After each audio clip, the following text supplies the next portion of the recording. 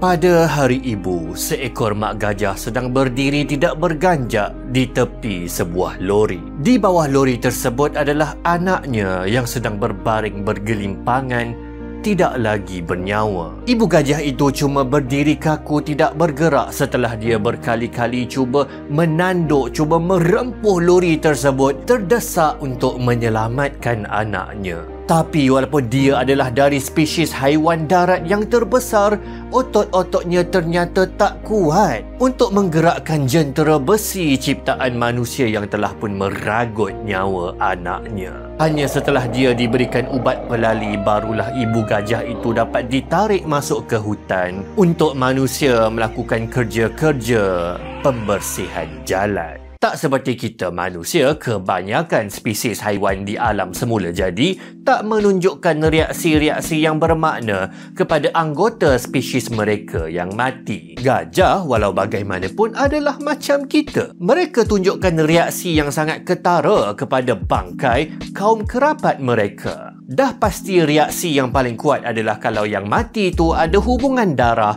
macam antara ibu dengan anak. Tempoh mengandung ibu gajah adalah yang paling lama dalam kalangan haiwan mamalia. Ibu gajah hamil selama 22 bulan, hampir 2 tahun. Manusia pula hamil selama 9 bulan. Itu pun kita dah rasa macam lama kan? Kisahnya kawanan gajah hidup dengan sentiasa berjalan dan berpindah randah untuk mereka cari makan dan minum. Kalau mereka tak bergerak-gerak, susah untuk mereka hidup. Tapi kalau gajah betina mengandung dan kemudian melahirkan anak, mestilah susah gajah betina tu nak bergerak-gerak lepas tu, sebab dia kena jaga anak dia kan, dia kena ambil cuti bersalin. Kalau macam tu, kalau si ibu gajah tak boleh bergerak, macam mana dia nak cari makan minum? Rahsianya adalah indahnya ciptaan Tuhan disebabkan anak gajah itu duduk lama dalam perut ibunya. Dia dapat membesar dan dia dapat berkembang di dalam perut ibu. Sampailah bila dia lahir dan keluar daripada ibu dia, tak sampai beberapa jam si anak gajah tu dah boleh berjalan dah. Dan otak anak gajah itu rupa-rupanya dah cukup berkembang untuk dia cepat faham, untuk dia tahu yang dia kena ikut kawanan dia dan untuk dia meniru gajah-gajah yang dewasa untuk cari makan. Si ibu gajah pun hebat juga lepas lahir tu, walaupun anak dia punya besar lah. Tak lama lepas tu mak gajah terus dapat berjalan dan bergerak macam biasa. 22 bulan dalam perut mak ya. Jadinya disebabkan anak gajah tu dia luangkan masa yang sangat-sangat lama dalam perut mak, hubungan mereka jadi sangat-sangat rapat. Rasanya mak-mak kat luar sana tu boleh faham lah, mereka dapat rasa pengalaman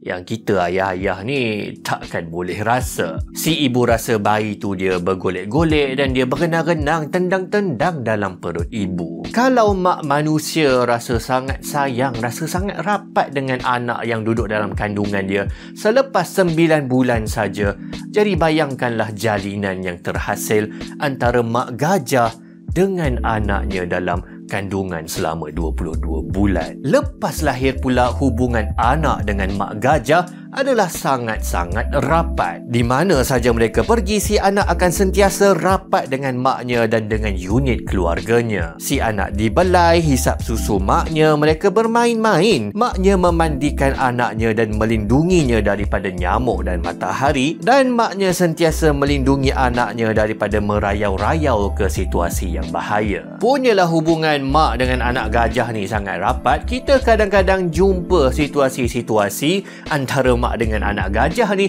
yang macam sebiji, macam pengalaman kita sebagai manusia. Anak gajah ni dia suka main, lepas tu dia jatuh, terus dia cari mak dia sambil menangis lah kot, mengadu. Punyalah rapat hubungan antara si anak dengan mak gajah. Kalau mak gajah tu meninggal dunia sebelum anak itu berusia 2 tahun, biasanya apa yang akan berlaku adalah anak gajah itu tak akan dapat teruskan hidup. Walaupun anak tu duduk dalam zoo dijaga rapi oleh manusia. Maka semua maklumat tentang gajah sebentar tadi buat kita faham dan hayati kenapa mak gajah nampak sangat-sangat sedih di hadapan anaknya yang dah tak lagi bernyawa.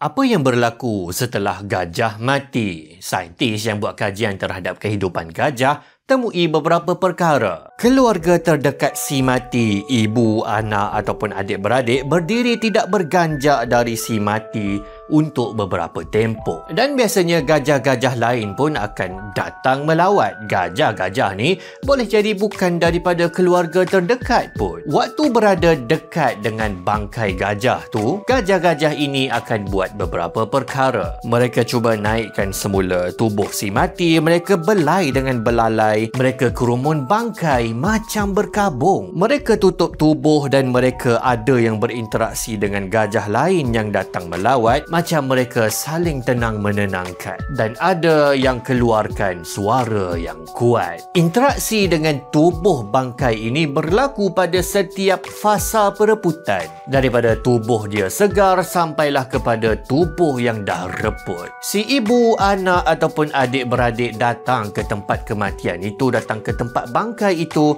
sebanyak berkali-kali. Walaupun bangkai cuma tinggal tulang, si anak yang kehilangan ibu pula akan kekal di tempat tersebut. Dia tidak berganjak, dia cari makan hanyalah di kawasan sekeliling. Tapi tindak tanduk yang paling dapat diperhatikan adalah gajah-gajah yang mendekati gajah lain yang baru lepas mati itu. Mereka seakan-akan sedang menyiasat. Mereka macam tekun meneliti dan mengkaji apa sebenarnya yang berlaku kepada kawan mereka ni yang sebelumnya bergerak aktif, tiba-tiba dah tak bergerak dah untuk selama-lamanya. Macam mereka sedang fikir kematian tu apa. Tapi aktiviti yang paling mengejutkan adalah laporan bahawa gajah-gajah di Bengal, mereka siap tanam lagi anak-anak gajah yang dah mati. Mereka angkat bangkai si kecil menggunakan kaki dan belalai dan kemudian mereka tanam di dalam tanah dengan kakinya menghadap ke atas. Kematian anak gajah baru-baru ini sememangnya sangat-sangat menyentuh hati rakyat Malaysia di seluruh negara. Insiden ini tunjuk kepada kita bahawa betapa aktiviti yang kita anggap sangat-sangat normal untuk manusia membina jalan, bawa kenderaan, sebenarnya adalah sangat-sangat mengancam